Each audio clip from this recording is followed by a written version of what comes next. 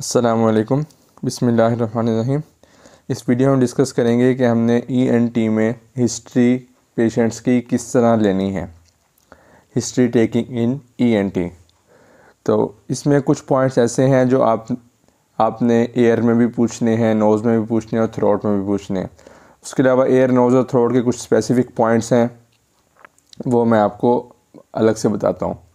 अब हम पहले डिस्कस कर लेते हैं जनरल पॉइंट्स कौन से हैं जो आपने हर पेशेंट से पूछने हैं। उसमें सबसे पहले तो आपने पेशेंट को अपना इंट्रोडक्शन करवाना है। This is doctor Mohammad Zakwan या जो भी आपका नाम है। और जो है ना, उसकी पेशेंट की लोकल लैंग्वेज में, जो जिस भी लैंग्वेज में पेशेंट बोल रहा है, उर्दू बोल रहा है, पंजाबी बोल रहा है, सराइकी बोल रहा है, कोशिश आपने ये करनी है कि उसी ज़बान में पेशेंट से बात करनी है। तो उसमें आप सबसे पहले आपने बायोडाटा लेना है।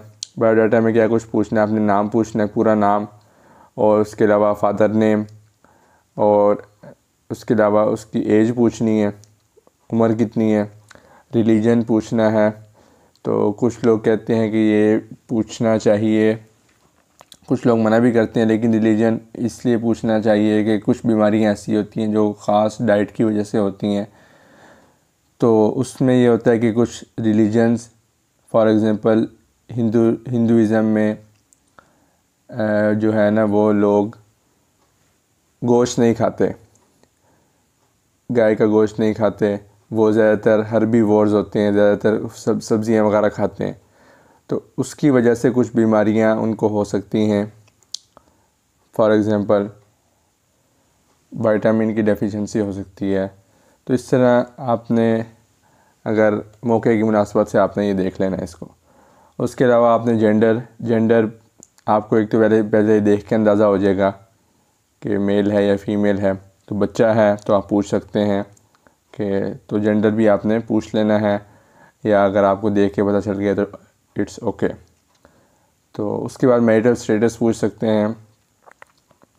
मैरिटल स्टेटस के बाद आपने उसकी रेजिडेंस पूछनी है कि आप कहाँ से आए हैं, और उसके बाद उसका ऑक्यूपेशन पूछ लेना है। तो कुछ लोग जो है ना, मैरिटल स्टेटस और ऑक्यूपेशन को पर्सनल हिस्ट्री में भी कंसीडर करते हैं, लेकिन आप यहाँ भी पूछ सकते हैं। उसके अलावा पेशेंट से ये पूछना है, ये सारी चीज़ें पूछने के बाद, कि आप कहाँ आए हैं। पहले आप ओपीडी में आए हैं, आउटडोर में आपने चेक करवाया, या आप एमरजेंसी में आए हैं। तो उससे आपको पेशेंट की जो है ना, डिज़ीज़ की सिवियरिटी का अंदाज़ा हो जाएगा। अगर तो आउटडोर में आया तो इसका मतलब है कि कोई एमरजेंसी केस नहीं था। अगर एमरजेंसी में आया तो आपको उससे भी अंदाज़ा हो जाएगा। अच्छा, पेशेंट ने ये बता दिया आउटडोर में आया, एमरजेंसी में आया। उसके बाद आपने पूछना है कि कब आए थे, मतलब पहली दफ़ा जब आप हॉस्पिटल आए हैं इस बीमारी की वजह से, तो आप किस डेट को आए हैं। तो ये चीज़ें पूछ के सेकंड पॉइंट पे हमने क्या करना है कि उससे पूछना है प्रेजेंटिंग कंप्लेंट। प्रेजेंटिंग कंप्लेंट ये होती है कि आपने किस वजह से अस्पताल का रुख किया। इसमें इस तरह पूछ सकते हैं, आपको अस्पताल आने की क्या वजह बनी। तो वो बताएगा कि कोई एक चीज़ बताएगा। वैसे तो वो अगर रैंडम आप उससे पूछेंगे ना आपको क्या हुआ, तो काफ़ी सारी तकरीर करना शुरू कर देंगे, ये भी है, ये भी है, ये भी है।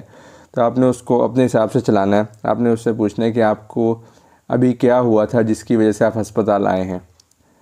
तो अच्छे अल्फाज का आपने चुनाव करना है। तो प्रेजेंटिंग कंप्लेंट एक है, मेन एक कंप्लेंट होगी। उसके बाद उससे मिलती जुलती 2-3 और बता देगा।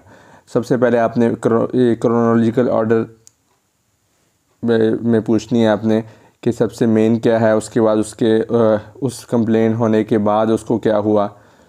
तो उसके बाद उससे अगली जो होगी, मतलब मिसाल के तौर पे एक बंदा 4 दिन पहले पेशेंट आया आपके पास हॉस्पिटल में, उसको नाक से खून निकल रहा था, ठीक है। उसके बाद उसने बताया कि उससे अगले दिन मुझे है ना, नाक से खून निकलना बंद हो गया और मुझे नाक जो है ना, नाक में ब्लॉकेज हो गई। तो वो आपने इस तरह क्रोनोलॉजिकल ऑर्डर में प्रेजेंटिंग कंप्लेंट लिखनी है। तो इसमें आपने ये ख्याल रखना है कि जितनी आप प्रेजेंटिंग कंप्लेंट्स लिखेंगे उसको आपने आगे जस्टिफाई भी करना होगा, उसकी आपने हिस्ट्री भी लेनी होगी। अगर आपने एक लिखी है तो आपने एक की हिस्ट्री लिखनी होगी, या अगर आपने 2-3 लिख ली हैं तो उसको आपने हिस्ट्री ऑफ प्रेजेंट इलनेस में या प्रेजेंटिंग कंप्लेंट में एक्सप्लेन भी करना होगा। तो HOPI history of presenting illness या हिस्ट्री ऑफ प्रेजेंटिंग कंप्लेंट, इसमें जो है सबसे पहले ये 7 पॉइंट्स हैं जो आपने हर पेशेंट से पूछने हैं। व्हाट क्या है, क्या हुआ है, व्हेन कब से है, विच साइड, ये नोज़ और एयर में आप पूछ सकते हैं, थ्रोट में तो आप नहीं पूछ सकते किस साइड पे। तो उसके बाद हाउ में क्या आ जाता है, ऑनसेट क्या सडन अचानक हुआ या ग्रेजुअल या आराम आराम से हुआ।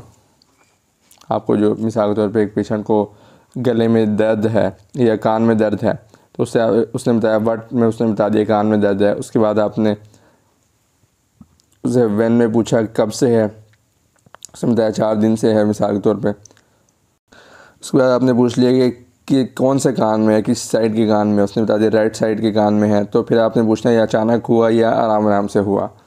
उसके बाद प्रोग्रेसिव नॉन प्रोग्रेसिव, मतलब ये दर्द जब शुरू हुआ था 4 दिन पहले या 5 दिन पहले तो ये आहिस्ता आहिस्ता बढ़ रहा है या जितना शुरू हुआ था उतना ही है, ये प्रोग्रेसिव बढ़ रहा है, और नॉन प्रोग्रेसिव वहीं का वहीं रुका हुआ है।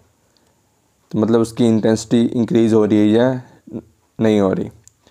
और इसके बाद आपने पूछ लेना कि इंटरमिटेंट है या कंटिन्यूस है, मतलब ये दर्द मुस्तकिल आपके कान में हो रहा है या आपको जो है वक्फे से होता है। कंटिन्यूस है तो मुस्तकिल हो रहा है, इंटरमिटेंट ये है कि आप कुछ देर के लिए होता है फिर ठीक हो जाता है, फिर कुछ देर के लिए होता है फिर ठीक हो जाता है। तो उसके बाद नेक्स्ट पॉइंट जो है एग्रेवेटिंग या रिलीविंग फैक्टर्स, कौन से ऐसे फैक्टर्स आपने नोट किए हैं, पेशेंट से पूछें कौन सी ऐसी चीज़ें हैं जिसकी वजह से दर्द बढ़ जाता है। मिसाल के तौर पे एक पेशेंट को कान का दर्द हो रहा है, वो कहता है कि जब मैं खाना खाता हूँ तो वो मेरा दर्द बढ़ जाता है, और जो है मैं अगर लेटता हूँ तो मेरा दर्द कम हो जाता है, या मैं दवाई खाता हूँ तो मेरा दर्द जो है कम हो जाता है। तो ये चीज़ें आपने इसमें पूछ लेनी। इसके बाद जो है आपने कुछ स्पेसिफिक पॉइंट्स हैं नोज़, एयर और थ्रोट के, वो मैं आपको बताता हूँ। पहले ये हिस्ट्री कंप्लीट कर लूँ, फिर आपने जो भी आप पोर्शन पूछा होगा एयर, नोज़ या थ्रोट का, अगर एयर का पूछा है तो आपने उसके बाद नोज़ और थ्रोट के कुछ सिम्टम्स पूछ लेने कि आपको कान और नाक की कोई अलामत तो नहीं। इसी तरह आपने अगर नोज़ के पहले पूछ लिए तो एयर और थ्रोट के पूछ लें। उसके बाद कॉम्प्लिकेशन हिस्ट्री, ये कोई ज़्यादा इंपॉर्टेंट नहीं है। उसके बाद सिस्टेमिक हिस्ट्री आपने पूछने ली है। सिस्टेमिक हिस्ट्री में क्या आपने हेडेक पूछ लेना है, उसके अलावा आपने हाइपरटेंशन, डायबिटीज़, तो ये सारी जो आप जनरल हिस्ट्री के अंदर सवाल पूछते होते हैं वो आपने पूछ लेने हैं। नेक्स्ट आपने पास्ट हिस्ट्री पूछनी है, पास्ट मेडिकल या सर्जिकल, तो पास्ट मेडिकल सर्जिकल हिस्ट्री पूछ लेनी है। उसके साथ ही आपने इम्यूनाइजेशन हिस्ट्री पूछ सकते हैं, एलर्जिक हिस्ट्री भी, या किसी ड्रग से या किसी ख़ास चीज़ से आपको एलर्जी तो नहीं है। और उसके बाद फैमिली हिस्ट्री में आपको ये जो आपको मसला है, मिसाल के तौर पे अगर किसी की नाक से खून आ रहा है तो पूछना है घर में किसी और को भी इस तरह बार बार खून आता है नाक से। तो फैमिली हिस्ट्री के बाद सोशो इकनॉमिक हिस्ट्री, इसमें आपने हिस्ट्री लिखते वक्त ये कैटेगराइज करना होता है कि पेशेंट अपर क्लास से है, मिडिल क्लास से या लोअर क्लास से। उसके बाद आपने पर्सनल हिस्ट्री में ये पूछना है कि आप स्मोकिंग तो नहीं करते, और इस तरह की चीज़ें, स्मोकिंग, अल्कोहल, बीड़ा और इस्पारी, ये इस तरह की चीज़ें आपने पर्सनल हिस्ट्री में पूछ लेनी है। उसके बाद अगर फीमेल हैं तो मेंस्ट्रुअल हिस्ट्री भी आपने उसमें पूछ लेनी है। ये सारे हो गए जनरल हिस्ट्री के पॉइंट्स कंप्लीट। अब हम आएंगे स्पेसिफिक नोज़, एयर और थ्रोट की हिस्ट्री के पॉइंट्स की तरफ। अब आ जाते हैं हम नोज़ के पॉइंट्स, जो आपने नोज़ के पेशेंट में पूछने हैं कि मतलब नोज़ के क्या क्या पॉइंट्स हैं जो आपने नोज़ की हिस्ट्री में पूछने हैं। इसमें यह है कि सबसे पहले 3 हेडिंग्स आपने याद रखनी है, नेज़ल ऑब्स्ट्रक्शन, नेज़ल डिस्चार्ज और एपिस्टेक्सिस। नेज़ल ऑब्स्ट्रक्शन अगर है तो आपने क्या कुछ पूछना है, लॉस ऑफ स्मेल, आपको खुशबू बदबू वगैरह आती है, और इसके अलावा आप टेस्ट पूछना है, टेस्ट आपको खाने की चीज़ों का जायका आता है, माउथ ब्रीदिंग पूछनी है कि आप मुंह से सांस लेते हैं, मुंह से सांस लेगा तो इसका मतलब है नाक बंद है। स्नोरिंग, तो स्नोरिंग तो नहीं होती, खराटे तो नहीं आते आपको सोते वक्त। तो ये सारी चीज़ें आपने पूछनी है। उसके बाद जो है नेज़ल डिस्चार्ज, नेज़ल डिस्चार्ज अगर उसको हो रहा है तो आपने पूछना है कि कितना हो रहा है, स्कैंटी थोड़ा हो रहा है या कोपियस बहुत ज़्यादा हो रहा है। अच्छा, अगर नेज़ल डिस्चार्ज हो रहा है तो उसका कलर क्या है, कंसिस्टेंसी कैसी है, थिक है या थिन है, और स्मेल उसकी कैसी है, स्मेल है, बैड स्मेल है या उसकी स्मेल नहीं है, तो ये पूछना है। उसके बाद ब्लड स्टेन, उसमें खून तो नहीं आता साथ, आपके नेज़ल डिस्चार्ज के साथ खून तो नहीं आता। और उसमें आपने पूछना है ट्रामा की हिस्ट्री पूछ लेनी है कि आपको नाक पे कुछ चोट तो नहीं लगी। या उसके अलावा आप ये जो नेज़ल डिस्चार्ज है ये आपको मट्टी या ठंडी जगह पे या कारपेट वाली जगह पे जाने से होता है या नॉर्मली होता रहता है या ख़ास इन जगहों की वजह से होता है। और ये एस्पिरिन तो नहीं इस्तेमाल कर रहे, एस्पिरिन पूछ लें, एस्पिरिन की वजह से भी हो जाता है, कुछ लोगों को एलर्जी होती है। और प्रेगनेंसी की पूछ लेना, फ़ीमेल के केस में आप प्रेग्नेंट हैं या नहीं हैं। उसके बाद एपिस्टेक्सिस जो है, एपिस्टेक्सिस में आपने पॉइंट्स याद रखने, अमाउंट ऑफ ब्लड, कितनी अमाउंट में ब्लड आ रहा है, कलर ऑफ ब्लड, और उसके अलावा पिंचिंग ऑफ नोज़, नाक दबाने से आपका खून रुक जाता है या गले से आना शुरू हो जाता है, गले से मुंह में आना शुरू हो जाता है। उसके बाद आपने ब्लीडिंग डिसऑर्डर पूछना है, आप कोई आपको ब्लीडिंग डिसऑर्डर तो नहीं है, इसका ये हो सकता है कि किसी क्लॉटिंग फैक्टर की डेफिशिएंसी हो या विटामिन के की डेफिशिएंसी हो, तो ये आपने पूछ लेना है। ड्रग्स, कोई ड्रग्स तो नहीं इस्तेमाल कर, ड्रग्स मेडिसिन तो नहीं इस्तेमाल करे, एस्पिरिन, एनएसएड्स, ये आपने पूछ लेनी है। ये हो गए नोज़ के पॉइंट सारे, इसको आपने याद कर लेना अच्छी तरह, और ये तीनों चीज़ें आपने पूछनी है। उसके बाद ये हमारे पास एयर के पॉइंट्स हैं। एयर में हमने क्या कुछ पूछना है, एयर की हिस्ट्री में 5 चीज़ें आपने याद रखनी है। Air discharge, hearing loss, tinnitus, vertigo और एयर एक। एयर से अगर डिस्चार्ज आ रहा है तो आपने क्या कुछ पूछना है, amount, colour, consistency, smell, blood stain, और ट्रामा तो नहीं हुआ, कोई चोट तो नहीं लगी कान में, और कोल्ड या नेज़ल, कोई नज़ला ज़ुकाम वगैरह तो नहीं हुआ, और उसके साथ नाक से डिस्चार्ज तो नहीं आ रहा आपको। और उसके बाद जो है हेयरिंग लॉस में आपने क्या कुछ पूछ लिया, स्पीच डिस्क्रिमिनेशन टेस्ट आपने करना है। टेस्ट तो आपने उसमें एग्जामिनेशन में करना है, तो आपने स्पीच डिस्क्रिमिनेशन चेक करनी है। उसके अलावा इफ़ेक्ट ऑफ सराउंडिंग्स, आपने उससे पूछना है कि आपको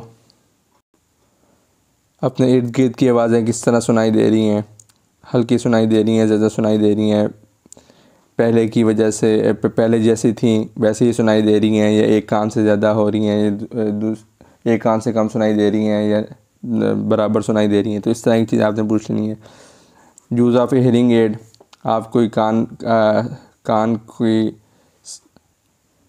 समात के लिए कोई आला इस्तेमाल कर रहे हैं, तो उसके अलावा ऑक्यूपेशन पूछना है कि इस फैक्ट्री में काम तो नहीं कर रहे, कोई ऐसी फैक्ट्री में जहाँ बहुत ज़्यादा शोर हो रहा हो। उसके अलावा कोई ट्रामा, फिर चोट की हिस्ट्री आपने पूछ लेनी है। उसके अलावा उसके बाद जो है tinnitus, effect of surroundings. Tinnitus में ये होता है कि कान में घंटियाँ बजती हुई महसूस होती हैं, तो इसमें आपने ये चीज़ें पूछ लेनी है कि करैक्टर कैसा है, रिंगिंग, घंटियाँ बज रही हैं या बजिंग हो रहा है। उसके अलावा आपने पूछ लेना है effect of turning head, sir इधर उधर घुमाने पर होता है, ये आवाज़ें ज़्यादा होती हैं, कम होती हैं, या मुस्तकिल एक जैसी ही रहती हैं। और उसके अलावा आपने पूछ लेना है कि वर्टाइगो की हिस्ट्री में क्या है, कि आपने ये पूछना है कि आपको किस तरह महसूस होता है कि आप घूम रहे हैं या आपका सराउंडिंग घूम रहा है। तो उसके बाद आपने उससे डिजीनेस पूछ लेना है, सिवियरिटी कितनी है, कि मतलब सिवियरिटी हल्की हल्की आपको महसूस हो रहा है कि आप घूम रहे हैं या सराउंडिंग आपको घूम रहा है, इसकी सिवियरिटी कितनी, बहुत ज़्यादा चक्कर आ रहे हैं या कम। उसके बाद आपने ड्यूरेशन पूछ लेना है। तो उसके बाद नाज़िया, वोमिटिंग, मतली या उल्टी तो नहीं आ रही, कान में कोई भारी भारीपन महसूस तो नहीं हो रहा, हेयरिंग लॉस तो नहीं है, और पेशेंट जो है कान रख के उसके ऊपर सर तो नहीं रखा हुआ, मतलब लेटा तो नहीं हुआ। तो ये सारी चीज़ें आपने पूछ लेनी है। मतलब कान में इतना ज़्यादा अगर दर्द वगैरह हो रहा है तो पेशेंट बाज़ औक़ात वो कान रख के उसके ऊपर बोझ दे के लेटा होता है, तो या हाथ पे कान रख के फिर रहा होता है। तो उसके बाद जो है एयर एक, कान में दर्द तो नहीं है, दर्द जो है, अच्छा दर्द है तो कहाँ कहाँ रेफ़र कर रहा है, मतलब वो मैंडिबल तक आ रहा है, सर तक जा रहा है, कहाँ तक वो जा रहा है।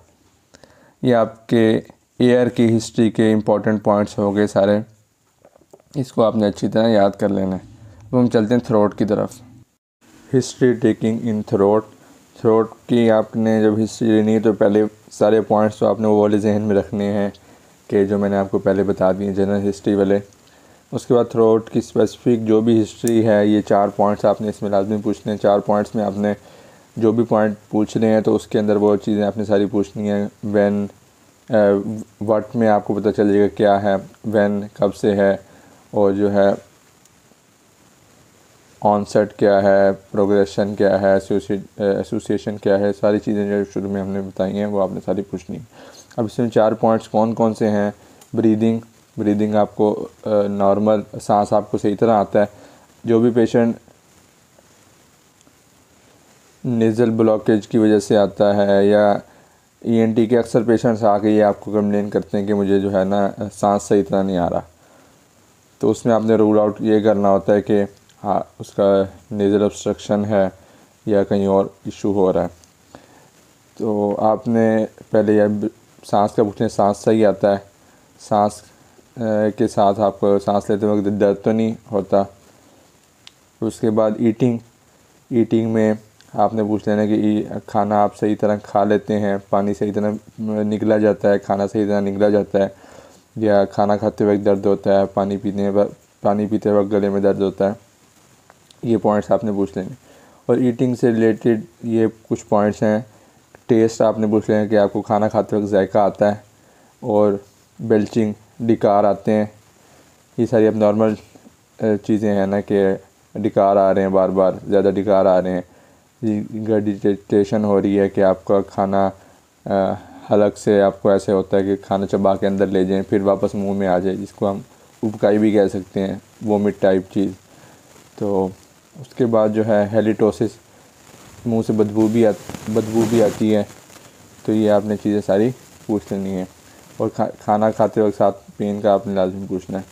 उसके बाद स्पीकिंग में आपने ये पूछना है, पहले तो आपको उसकी आवाज़ से अंदाज़ा हो जाएगा कि हॉर्सनेस ऑफ वॉइस तो नहीं है, वॉइस जो है लो या ज़्यादा हाई तो नहीं है।